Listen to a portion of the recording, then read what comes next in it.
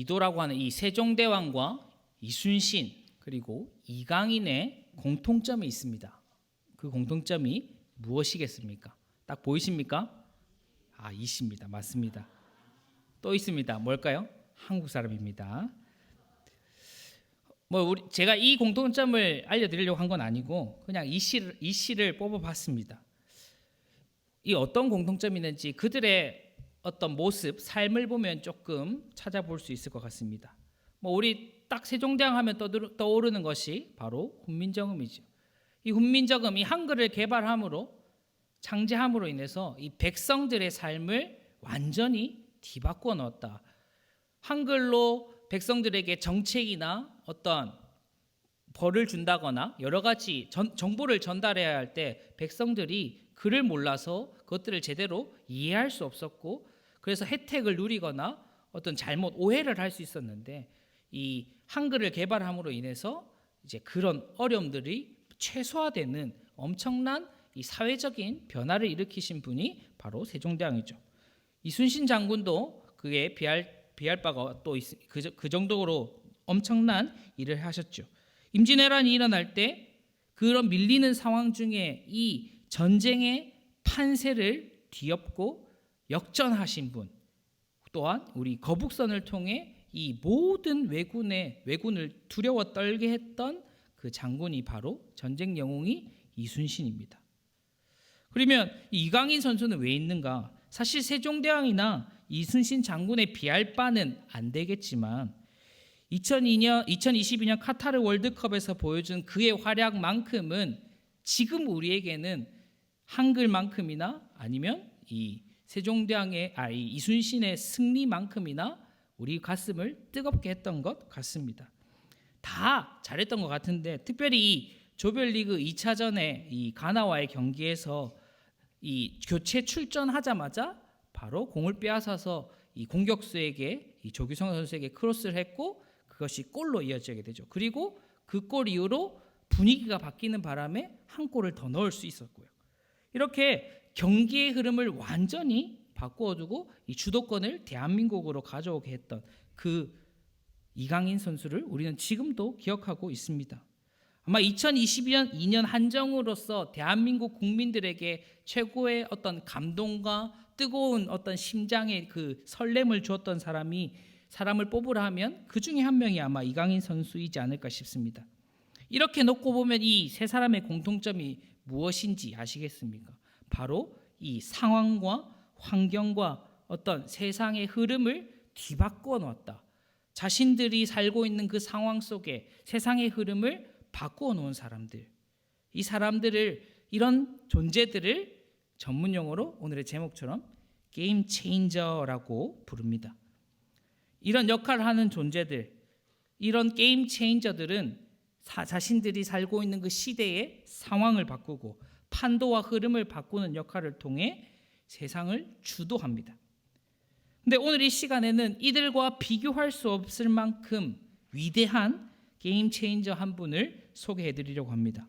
바로 역사상 가장 위대한 게임 체인저였던 예수 그리스도입니다. 세상이 만들어진 이후로 이 가장 위대한 게임 체인저를 뽑으라면 바로 단연코 우리 주 예수 그리스도입니다.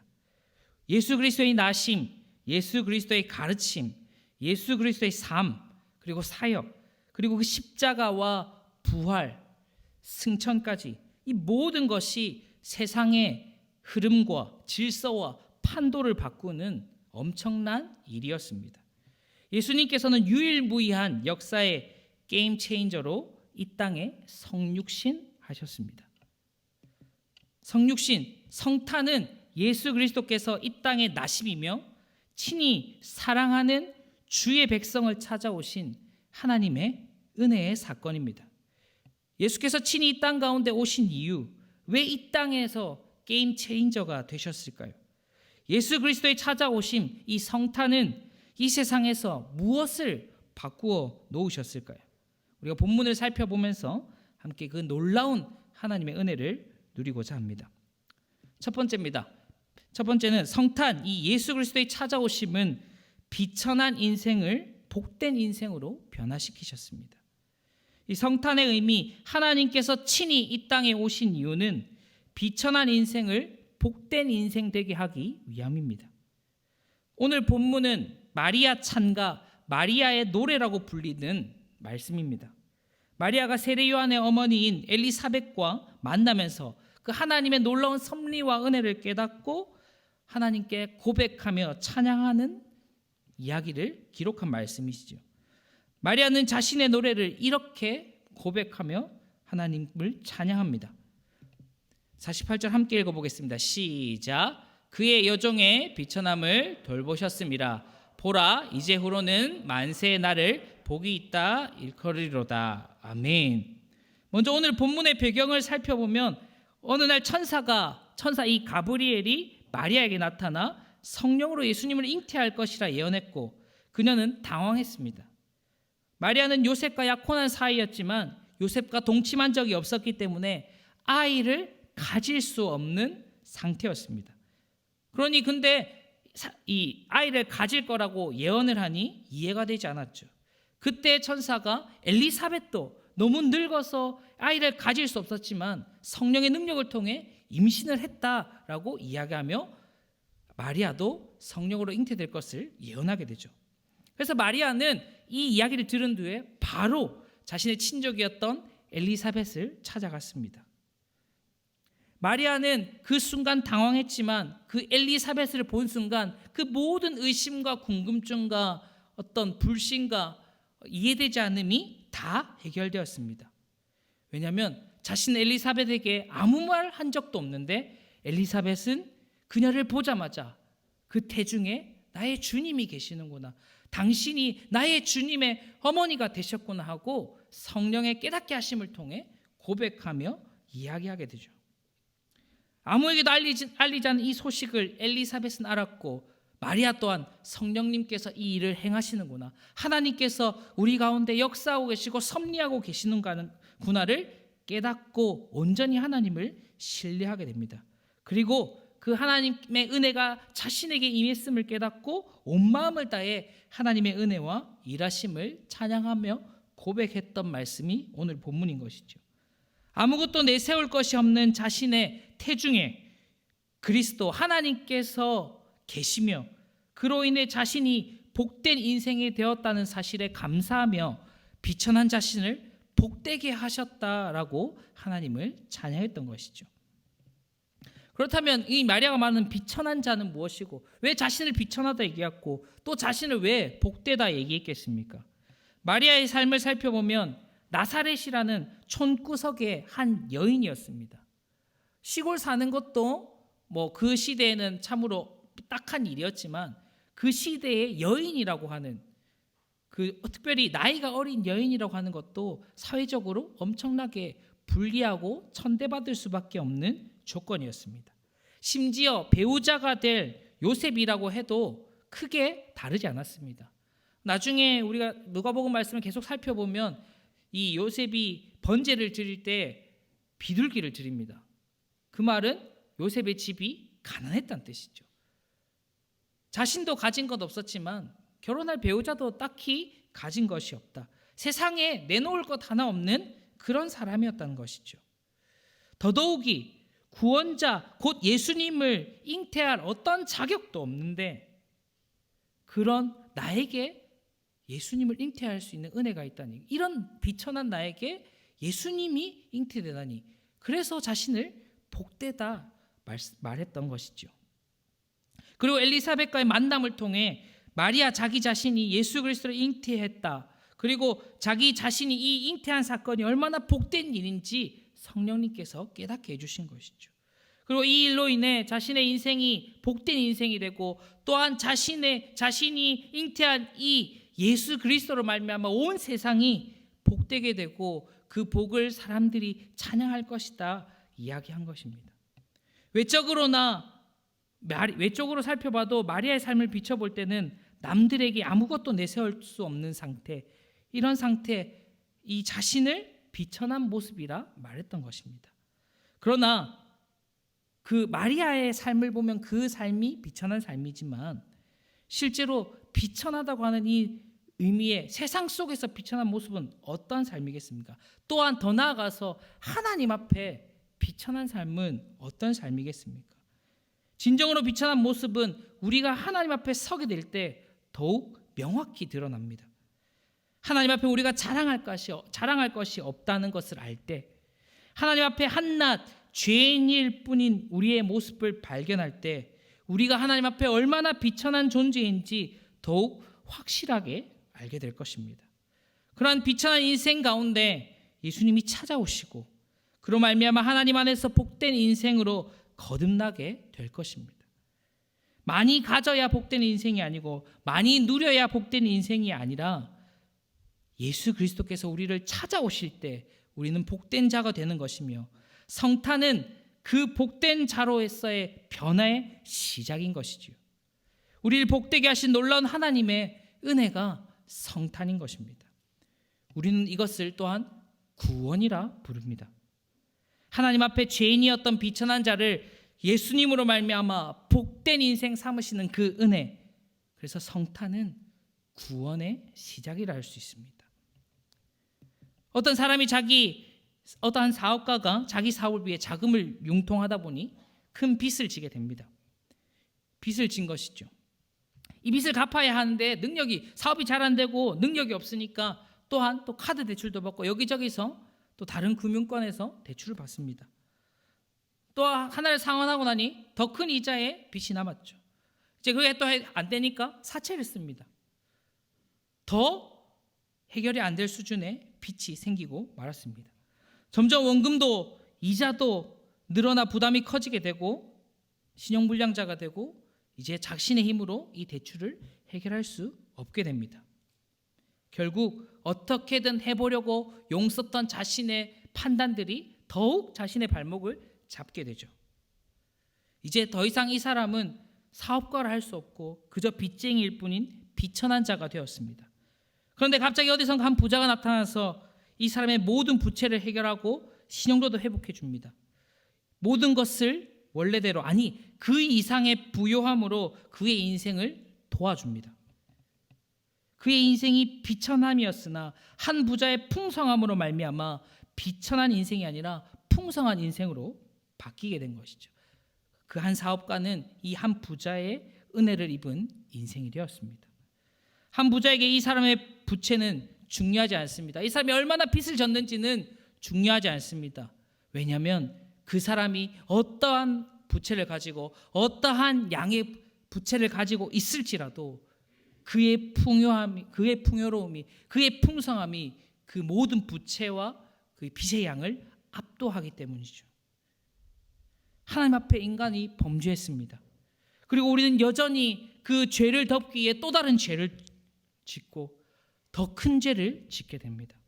그 죄의 영향력 아래 사채 이자 불어나듯이 우리의 모든 삶이 죄로 가득하게 됩니다.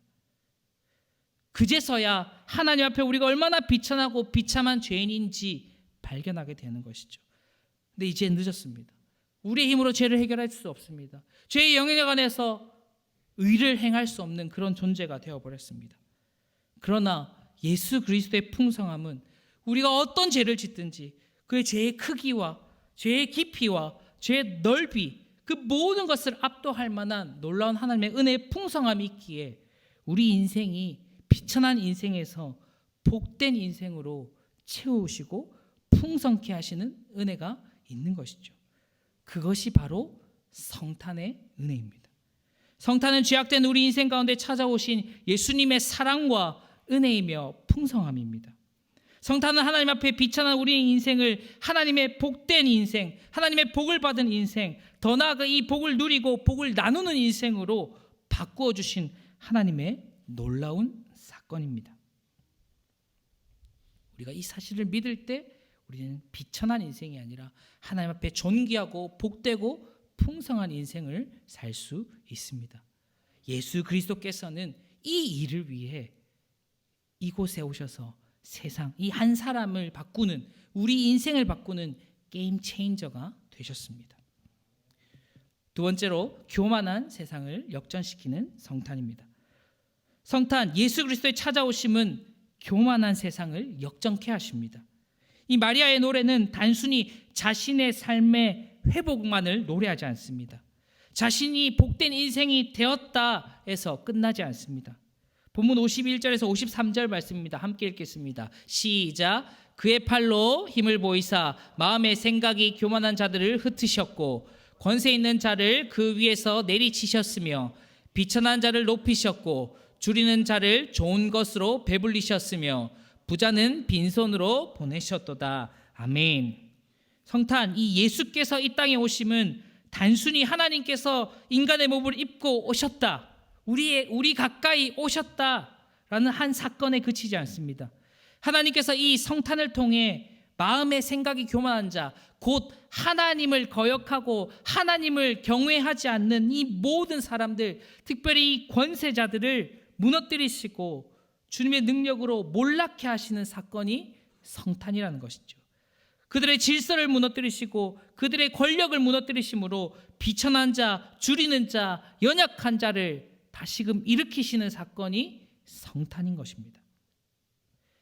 고대 1세기 문헌에 따르면 소위 우리가 많이 쓰고 있는 이 복음이라는 단어, 헬라어로 유앙겔리온이라고 말하는 이 굿뉴스, 복음이라는 단어는 실제로 로마 제국의 황제를 위해 만들어진, 황제가 사용하는 단어입니다. 로마 제국의 입장에서 이 기쁜 소식 무엇이겠습니까? 황제의 탄신일, 아니면 황제가 즉위하거나 황제가 축하받아야 할 그 일이 있을 때 로마 황제의 복음이다라고 온 로마 시내에 퍼지게 되는 것이죠. 또 복음이라는 단어가 또 언제 사용되느냐? 전쟁에서 승리했을 때, 로마가 전쟁에서 승리하면 전쟁에 승리했다는 그 기쁜 소식을 복음이라고 하는 것이죠. 또한 그 정복한 땅에 황제가 입성하거나 그곳에 이 로마 황제의 통치 영향력이 행사될 때 이 황제의 복음이라는 단어를 사용했습니다. 이 복음이라는 단어는 곧 황제의 힘을 나타내는 것이고 영향력을 나타내는 그런 단어였습니다. 이 황제의 복음은 곧 힘이 지배하는 시대의 상징이었고 세상 권세의 교만과 완고함, 완악함의 상징이었습니다. 그러나 성탄의 복음은 비천한 자를 풍성케 하는 기쁜 소식이며 줄인 자를 배부르게 하며 애통한 자를 위로하며 죄인들을 향한 하나님의 긍휼의 은혜, 회복의 소식으로 바뀌었습니다. 세상은 힘으로 복음을 나타내려 했지만 예수 그리스도는 십자가로, 섬김으로, 그리고 이 성육신 하심으로 하나님의 놀라운 기쁜 소식, 복음을 나타내셨습니다. 예수 그리스도가 복음으로 오신 이유, 성탄하신 이유, 성육신 하신 이유는 힘으로 운영되는 이 나라, 힘이 지배한 이 세상 속에서 힘으로 다스리는 나라가 아니라 긍휼과 은혜의 나라, 참 왕이신 그리스도께서 다스리시는 나라임을 보여주기 위해 이 땅 가운데 오셨던 것입니다. 즉 성탄은 교만한 세상 나라의 무너짐이며 동시에 하나님 나라의 임재입니다. 힘과 능력, 돈과 욕심이 지배하는 교만한 세상 나라는 무너지고 사랑과 긍휼의 하나님, 그 놀라운 하나님의 은혜의 시작이며 그 나라가 임하는 놀라운 소식인 것이죠. 그리고 성탄은 그 하나님 나라의 근본이자 하나님 나라 그 자체이신 예수 그리스도의 찾아오심입니다. 성탄은 단순히 기쁜 소식, 즐거운 날, 축하하는 날이 아니라 하나님 앞에 교만한 모습, 세상의 기준과 요구를 내려놓고 진정한 복음이 회복되는 날임을 우리는 기억해야 할 것입니다. 요즘 이제 크리스마스가 되고 이제 시즌이 되다 보니 그 카카오톡이나 페이스북, 인스타그램 이런 SNS들 자신의 삶을 조금 자랑하거나 공개할 수 있는 그런 이제 어플리케이션들을 보면 사진들이 많이 올라옵니다. 축성탄, 메리 크리스마스 하는 그런 사진들이 많이 올라옵니다. 친구들끼리, 지인들끼리, 가족끼리 파티도 하고 맛있는 것도 먹고 연말이라서 또 분위기를 즐기는 모습들이 아주 많이 올라오죠. 그것을 무조건 나쁘다고 할 수 없겠지만 우리가 예수님을 믿는 신자라면, 성도라면 세상 문화를 그저 그렇게 따라가기보다는 크리스마스의 즐거움과 기쁨을 누리는 동시에 성탄의 참 의미, 세상을 바꾸어 놓으시는, 세상을 바꾸기 위해 이 땅 가운데 오신 그 예수님의 그 마음, 하나님 아버지의 마음을 깨닫고 알아야 할 것입니다.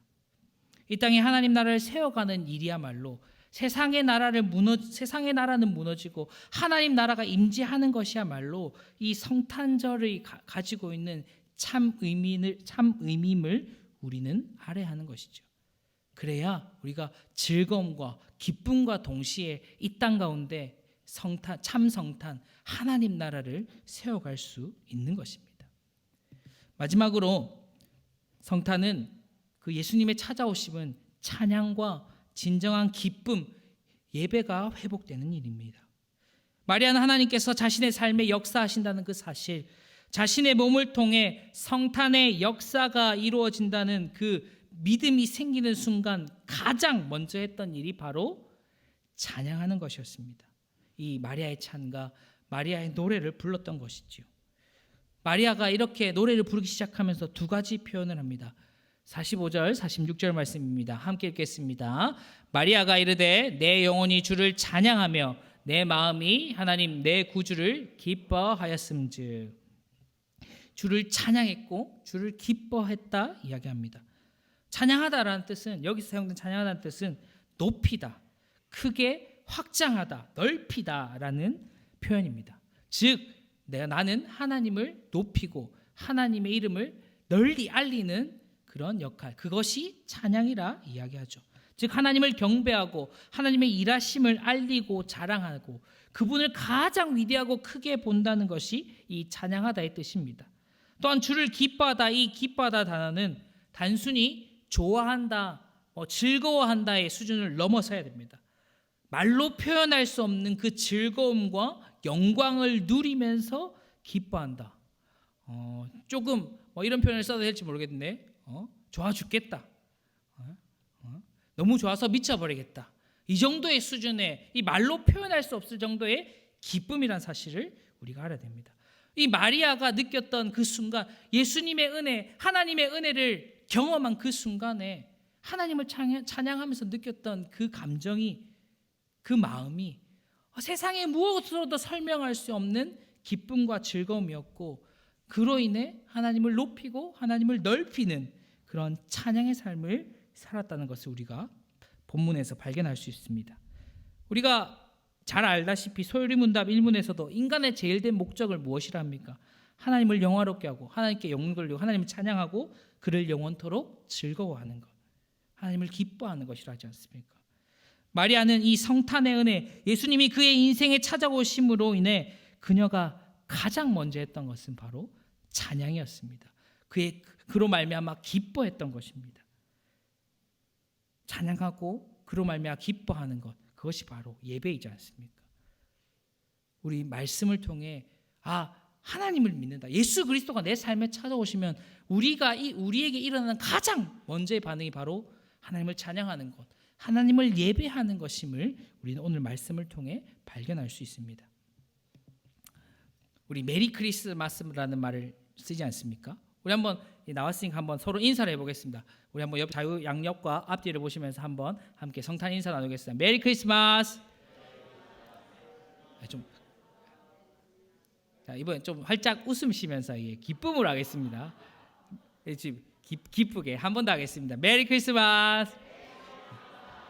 맞습니다. 지금 우리가 이 성탄절을 지나가고 있는 이 순간, 그리고 우리 사람들을 만나면 메리 크리스마스 이렇게 인사합니다.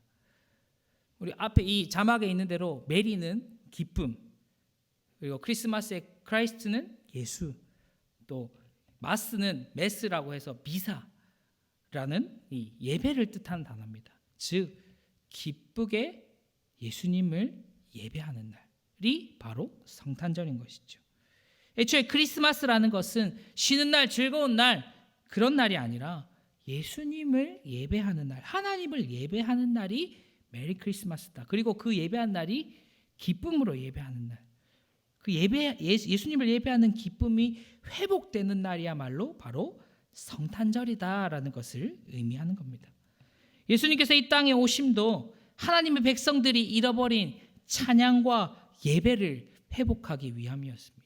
힘을 숭배하고 세상을 숭배하고 우상을 숭배하고 자기 자신을 숭배하는 잘못된 예배에서 벗어나 다시금 우리 하나님 대신 예수 그리스도를 향한 찬양과 예배가 회복되는 그 사건이 바로 이 성탄인 것이죠. 이 성탄의 소식이 들리자마자 동방박사는 하나님이신 예수님을 예배하러 왔습니다. 목동들은 자신의 일들을 제쳐두고 아기 예수를 찬양하러 왔습니다. 황제를 찬양하고 기뻐하던 소리가 이제는 예수 그리스도를 찬양하는 소리로 바뀌게 된 날, 예수 그리스도를 예배하게 된 날이 바로 이 성탄절임을 우리는 기억해야 합니다. 오늘은 성탄절이면서 동시에 송년주일입니다. 2022년을 되돌아보고 부족했던 부분들을 보완하고 점검하여 새로운 한 해를 준비해야 하는 그 시기죠. 그리고 올 한 해 베풀어 주신 하나님의 놀라운 은혜를 기억하고 새로운 한 해를 기대하게 됩니다. 특별히 2020년을 돌아보며 잘 해나갔던 일들은 계속해서 지속하고, 그리고 잘 못했던 일들은 뭔가 보완해서 더 잘할 수 있도록 노력해줘. 그런데 잘해왔던 일들을 계속하는 것은 그리 어렵지 않습니다. 그런데 이 올 한 해 아쉬웠던 일들을 보완하고 바꾸는 일은 참으로 어렵게 느껴집니다. 이것이 우리 삶에 관성이 있기 때문이죠. 관성이 무엇입니까? 관성의 법칙이라고 하는 물리학 용어인데요. 이 역학이나 일반 물리에 사용되는 이 법칙인데, 물체가 자신의 상태를 유지하려고 하는 성질이 바로 관성입니다. 즉 가만히 있는 물체는 더 가만히 있고 싶고, 움직이는 물체는 더 움직이고자 하는, 자신의 움직이고 있는 상태를 유지하고자 하는 것이 관성이죠. 제가 신앙생활을 해보니까, 다른 분들은 모르겠습니다. 제가 해보니까 신앙생활에도 관성이 있는 것 같습니다. 잘했던 것들은 계속 잘하는 것이 그리 어렵진 않습니다. 그렇다고 해서 무작정 잘할 수 있는 건 아니지만, 그래도 해왔던 것들은 쉽게 이어져 나갑니다. 그러니 올해 우리가 잘해왔던 것들은 내년에도 잘할 가능성이 높습니다. 그런데 우리가 조금 시들해진 것들, 그동안 못하고 조금 노력이 필요한 것들은 그것들을 정상 궤도로 올리는 것, 그것들을 회복하는 것이 쉽지 않다. 멈춰있는 물체를 움직여 나가는 것이 너무나도 어렵다는 것을 느끼게 됩니다. 큐티를 안 하려다가 하려고 하면 얼마나 어렵습니까? 아니, 한 번도 제대로 못하는데 일주일 내내 해야지라고 마음먹으면 그 일주일 하루 이틀 하는 것도 얼마나 어렵지 않습니까? 평소에 기도를 잘 안 하다가 매일매일 기도를 하려고 하면 얼마나 어렵습니까? 쉽지 않죠. 우리를 힘들게 했던 일들, 상처받았던 일들, 그것이 회복되고 다시금 하나님 앞에 온전케 되는 모습을까지 나아가는 일이 얼마나 어려운 일입니까? 그러다 보니 우리는 계속해서 올 한 해 잘못된 그 상태를 벗어나고 싶지 않게 됩니다. 왜냐하면 그 벗어나는 일이 더 고통스러우니까. 그냥 하지 않으면 변하지 않고 그대로지만, 이 뭔가를 하려고 하는 그 의지를 세우고 계획을 하고 힘쓰는 게 나에게 더 고통처럼 느껴지기 때문이죠. 그러나 이번 성탄, 이 오늘 성년주일을 통해 우리가 2022년 관성에 빠져있는, 멈춰있던 우리의 신앙생활의 요소들을 깨뜨리고 그동안 부족했던 부분, 연약했던 부분이 온전히 회복되는 은혜가 있기를 간절히 소망합니다. 특별히 코로나 이후에 우리가 하나님 앞에 온전히 드리지 못했던 우리의 예배, 우리의 경건 생활, 그 모든 것들이 이 성탄의 은혜를 통해 회복되기를 간절히 소망합니다. 사랑하는 기쁜 가족 여러분, 2022년이 이제 일주일 남았습니다. 대부분 2023년을 계획하셨거나 계획 중이실 테죠. 우리의 모든 계획 속에 크리스마스, 하나님을 예배하는 일, 그리스도가 회복되고 성탄이 회복되었으면 좋겠습니다. 이번 성탄, 그 예수 그리스도께서 우리 가운데, 우리 인생 가운데, 우리의 삶의 순간순간 가운데 임재하심으로 우리의 인생과 우리의 신앙을 바꿔나가는 게임 체인저로 임재하시길 간절히 소망합니다. 더 나아가 우리도 예수님을 닮아서 세상을 바꾸고 우리의 삶을 바꾸는 하나님 나라의 게임 체인저가 되어 세상 속에서 복된 인생, 복을 나누는 인생, 세상 가운데 찬양과 예배를 세워가는 그런 인생으로 쓰임받는 우리 모두가 되었으면 좋겠습니다. 2023년에는 또 남은 이 일주일만큼은 우리가 하나님을 더 사랑하고 하나님을 더 예배하는 일에 힘써 행하는 우리 모두가 되시기를 간절히 소원합니다. 아멘. 우리 마지막으로 함께 인사하면서 마치겠습니다. 메리 크리스마스. 기도하겠습니다.